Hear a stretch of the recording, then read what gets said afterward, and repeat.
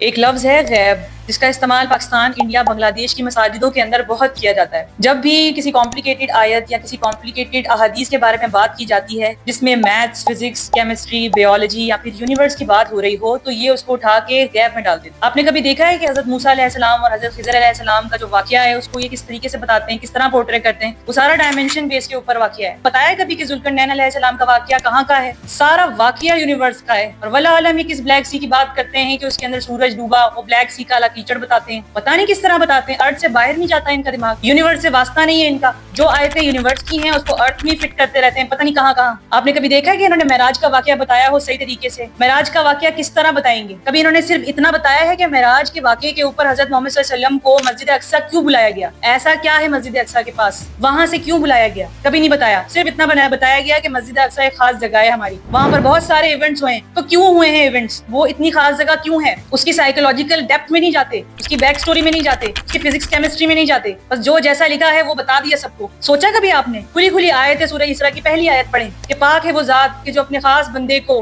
رات کے پہر مسجد حرام سے مسجد اقصیٰ سفر کرایا، وہاں تک لے کر آئے۔ اس کے ارد گرد کے بارے میں کیا لکھا ہوا ہے؟ برکت ہے وہاں پہ۔ برکت کی کیا ڈیفینیشن ہے؟ کیا عظیم نشانیاں دکھائی ہیں؟ اس آیت کو پڑھیں۔ انہوں نے اس چیز کو چھپانا ہوتا ہے جو انہیں نہیں آتی، اس پہ پردہ ڈالتے ہیں اور اس کو ان شارٹ بتاتے ہیں، اور جو ذہین سے ذہین لوگ ہوتے ہیں ان کے دماغ اس تک ہی محدود رہ جاتے ہیں، گروتھ ہی نہیں کرتے۔ ان کی جتنی نالج ہے سامنے والے کو بھی اتنی ہی نالج دیتے ہیں اور وہ وہیں تک محدود رہ جاتا ہے۔ آپ نے کبھی دیکھا ہے کہ ان کو پورٹلز کے بارے میں بتاؤ تو یہ بھاگتے ہیں، ادھر ادھر کرتے ہیں، بات غیب میں ڈال دیتے ہیں، فکشن سمجھتے ہیں پورٹل کو۔ پورٹل فکشن ہے۔ ابن عباس رضی اللہ تعالیٰ عنہ نے، حضرت علی رضی اللہ تعالیٰ عنہ نے ٹرین کیا ہے صحابہ صحابیات کو، پوری یونیورس سے علیحدہ بہت ساری چیزیں جو ہے ان کو ٹرین کر کے گئے ہیں۔ وہ جو گورا آج بتاتا ہے وہ پہلے بتا کے جا چکے ہیں۔ تو خدا رہا اس چیز کو چھوڑے، یہ لوگ آسمان کے راستوں کے اوپر پتہ نہیں کیا بناتے رہتے ہیں باتیں۔ قرآن میں کلیئر لکھا ہوا ہے سببا، آنا اور جانا، اترنے اور چڑھنے کا راستہ، کیسے آتے جاتے رہے ہیں حضرت عیسیٰ علیہ السلام، حضرت محمد صلی اللہ علیہ وسلم، حضرت آدم، حضرت حوا، کس طرح آتے جاتے رہے ہیں، راستہ بتایا اللہ تعالیٰ نے۔ آنے جانے کی بات ہو رہی ہے تو راستہ آسمان میں ہوگا نا، کیوں نہیں ہوگا راستہ؟ تو یہ اس کو کیوں نہیں مانتے؟ فزکس کی زبان میں کیا، یہ تو عربی اور قرآن کی زبان میں نہیں مانتے، ولا عالم اس کو کس طرح کوٹ کر کے بتاتے ہیں۔ اور جو بس ان کو پتا ہے 4-5 چیزیں وہ خطبے میں بتا دیتے ہیں، یا کوئی پوچھتا ہے تو اس کو پھر غیب میں ڈال دیتے، سوال نہیں کر سکتا ان سے کوئی، وہ چیز غیب میں ڈالیں گے۔ یہ بتانے والی بات صرف یہ ہے یہاں پر کہ بہت سارے لوگ ایسے ہیں کہ جو اسلام کے اندر پروگریس کرنا چاہتے ہیں، قرآن کو بڑے لینس پر، اس کے اصل لینس پر سمجھنا چاہتے ہیں، وہ ان کے